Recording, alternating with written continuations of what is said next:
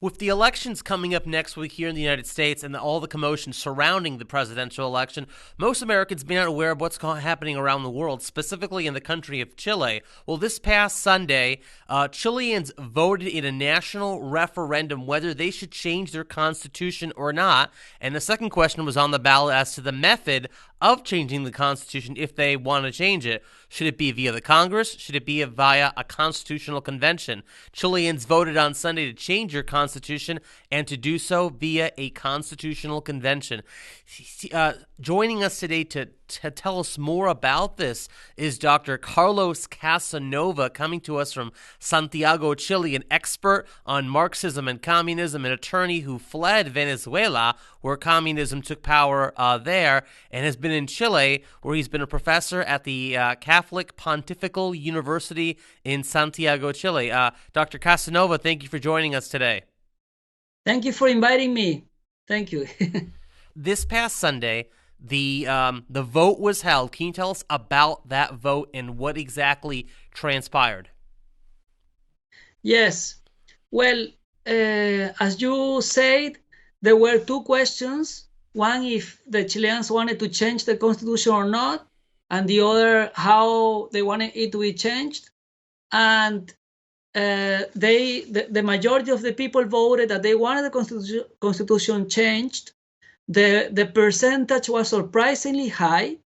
It was almost 78%, or it was more than 78%, while the ones opposing the change were a little less than 22%. And then regarding the second question, there was, well, also the Constituent Assembly won against a constituent convention which would have had members of the Congress in it. This second question was not very relevant in the opinion of most people who voted, because the congressmen in Chile have behaved like revolutionaries. That's why people didn't pay too much attention to the second question. Well, with the first question, one of the problems that we had is that the population was very much scared about COVID-19. So the older people didn't go to vote, and the support for the change was coming from the young people. So the election was distorted. Then I was I don't know how you say that. I was controlling that there was no fraud in one of the centers for votation. I talked to many people, and I saw that the reason why they voted for the reform of the Constitution was a complete dream. The people don't understand what the meaning of this votation was. Yeah, and they just want. Yes. Yeah, of course, the just like in the United States and Chile, you have a lot of fake news. I think the only English broadcast news station you have is CNN, and there's a CNN in Espanol that viewers in Chile watch. That's the kind of news media that they have down there as well. So if you can give us a little bit of the backstory, last October in the fall or so, there was a rise of the train fare, and that led to this mass that became the pretext for a countrywide revolution of the radical left, Antifa, the Mapuche, a racial. Can you tell us a little bit about what led to this desire for a new constitution? Yes, on October 18th last year, like a radical subversion of the country started, very violent and very anti-police.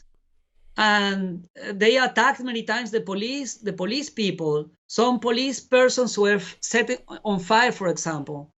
Well, so this started, but the media hid the reality. The media were saying that they were peaceful protests. They never showed the destruction that the protesters were causing. They were really terrorists. Didn't they burn down train stations and burn down churches, whole steeples, like Notre Dame in France? The church steeples just collapsing in Santiago. Exactly, and that's still happening in Santiago. It started last year in October, and it was very intense for 3 months. But even last week, they burned two very important churches in Santiago.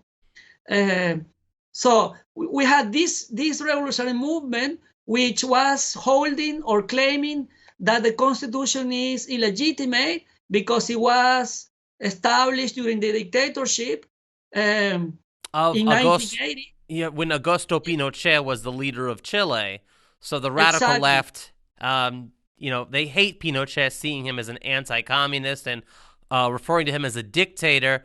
But the constitution that was created under the Pinochet era, wasn't it ratified? Wasn't it approved in a referendum in the 80s by the Chilean people? It wasn't forced on them by Pinochet even. It was approved by the Chilean people. It was approved in a referendum, and it has been modified many times after Pinochet.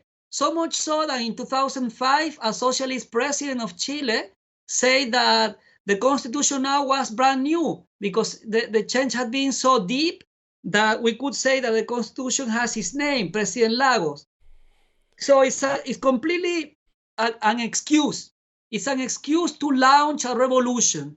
It's not true at all. It's just a pretext. And well, but since then, since all these terrorist acts and this destabilization of the country, well, and the support of the media, which never showed the violent nature of the movement, the masses were persuaded that there are many things in Chilean society that need to be changed, and that in order to make them better, we need a reform of the constitution. So they want better health system, they want better retirement pensions, they want free education, and they were persuaded that only through a reform of the constitution that could be achieved, which is completely wrong. So also what the communists and Marxists in general succeeded in making the people believe that all social problems could be solved just with a reform of the constitution. So they instilled in the mind of the people a kind of magical belief, which is new to Chile. So now the people have acquired this magical view of reality according to which some words written in a text can, by art of magic, change everything and make it better. You know what I mean? Yep. So all of this happened while Chile is under the presidency of a conservative, believed to be conservative President Pinera. Of course, he became president after the term of the former Socialist Party president, Michelle Bachelet, who is now the head of the United Nations Human Rights Commission. Now, she has been saying that in Chile, that the cabineros, the country's police, have been conducting human rights violations of the people, and she has also been supportive of changing the constitution. Has she not? Yes, she has been, and they have held that the violation of human rights is systematic in Chile, and that's completely ridiculous. Like, all the cases that have been investigated have turned out to be false, most of them, with few exceptions. There is another thing that I think needs to be said, which is that Bachelet and Pinera have ruled the country alternatively in the last 16 years or 14 years. They go back and forth every 4 years. Back and forth, yeah. And I have to say that I have the impression that Pinera is a revolutionary. So they have succeeded in deceiving the people and making them think that in voting for Pinera, they were escaping revolution. But Pinera, for example, has supported abortion. Pinera has supported the day after pill. He has supported gender ideology. So he has been disastrous for Chile, and in this last year, he has been instrumental in the success of the revolution that we are seeing, a very important step. So it sounds like Pinera has been an establishment conservative. Well, we'll be right back after this brief break. Hold on.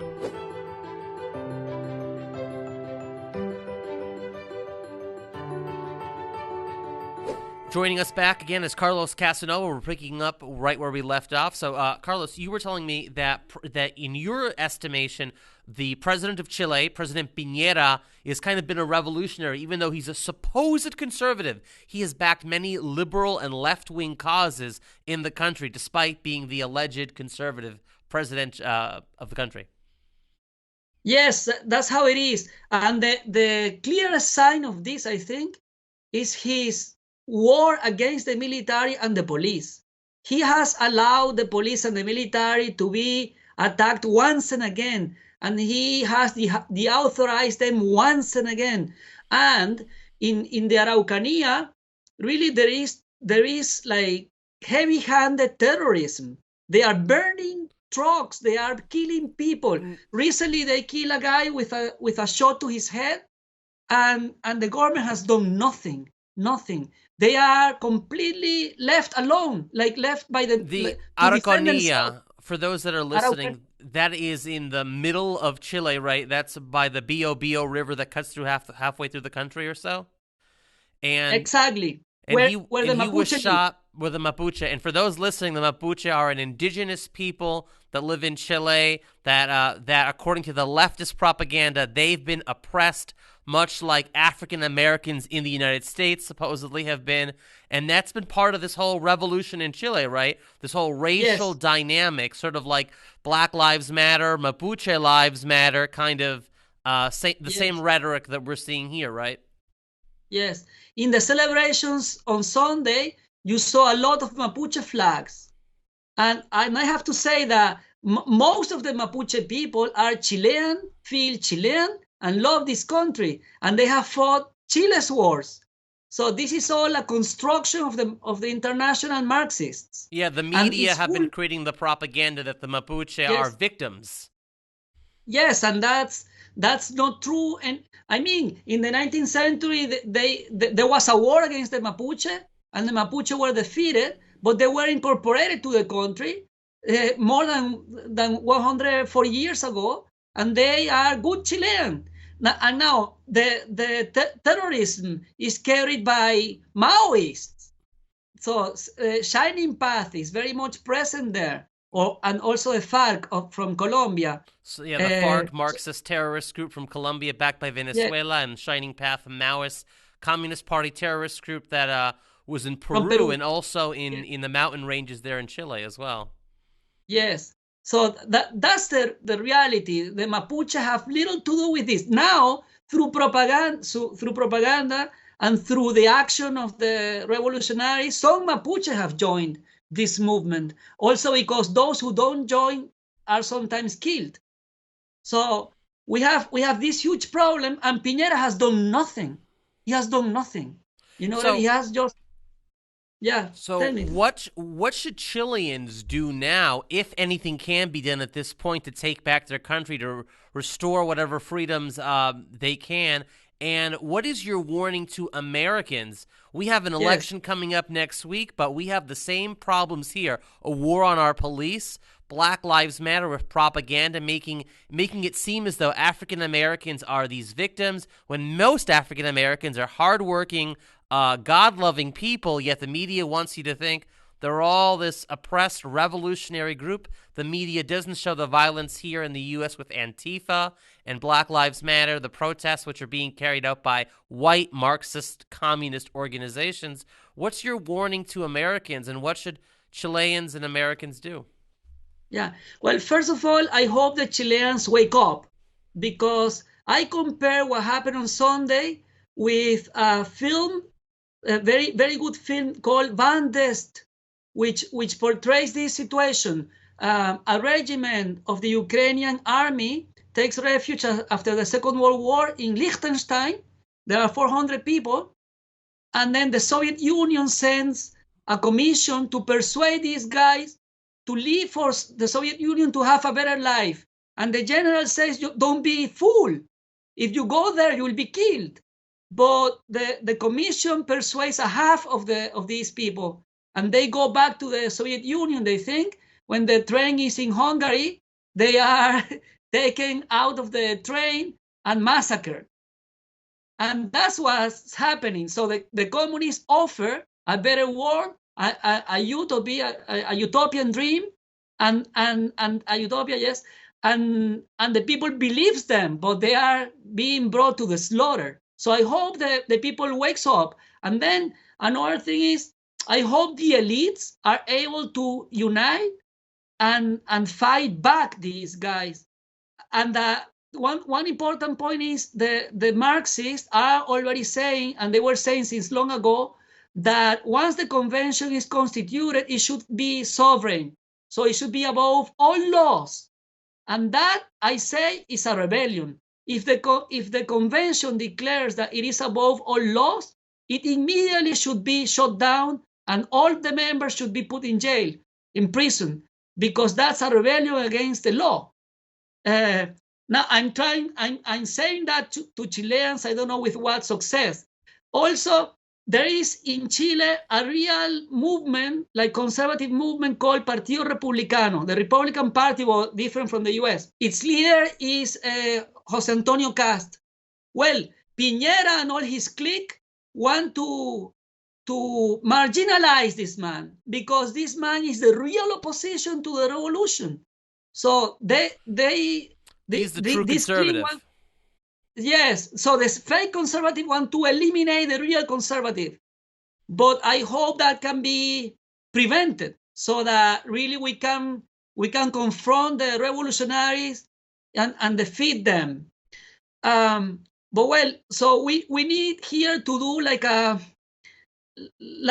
to try to reach in the elite of the country a better understanding of the law, so that people understand that the Constitution is a barrier against tyrants. And for that reason, it has to be over and above a majority. So there has to be a law that has to be respected also by the majority. And that is in danger now in Chile, because the Marxists have done a strong propaganda to erase that concept, the respect for the law, right? And also for the minorities. Well, and I see in the US the same phenomenon.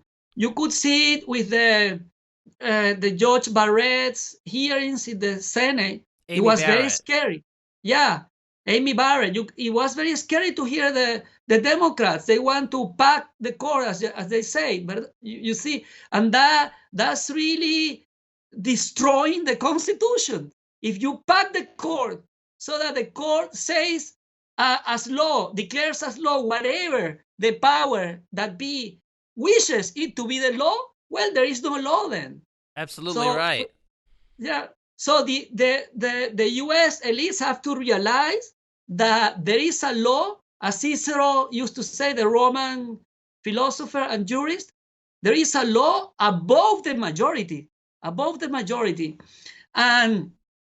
And also one has to realize that the Marxists, as we said in a previous program with you, a previous interview, the Marxists always try to introduce an edge and divide the population. And they always lie, because as you were saying, the African Americans used to be a God-fearing people and a people who were really getting better. But in a big part, the Democrats have destroyed them with the abortion policies, with the anti-family policies. They have welfare, weakened, destroying any incentive economic growth that could be achieved in the African American community.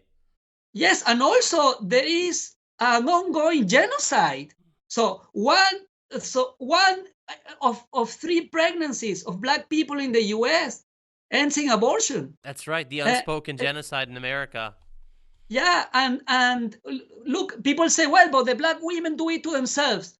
Well, the Jewish people in the Second World War was forced to do it to themselves too. They were forced to manage the gas chambers. They were forced to form councils who denounced the other Jewish people. But that doesn't mean that there was no genocide. You know what I mean? There are many kinds of genocide. One can be using the victims themselves to kill themselves. So I say the Democrats and who are revolutionaries, because not all are revolutionaries, but the revolutionary ones connected to Planned Parenthood, connected to gender ideology, they are deceiving the people and they are trying to introduce an edge. And one thing that scares me very much is that I have already talked about reforming the Constitution of the U.S. That's really scary. Yep. Well, thank you so much for joining us today, Yeah. Carlos. We appreciate having you on the program.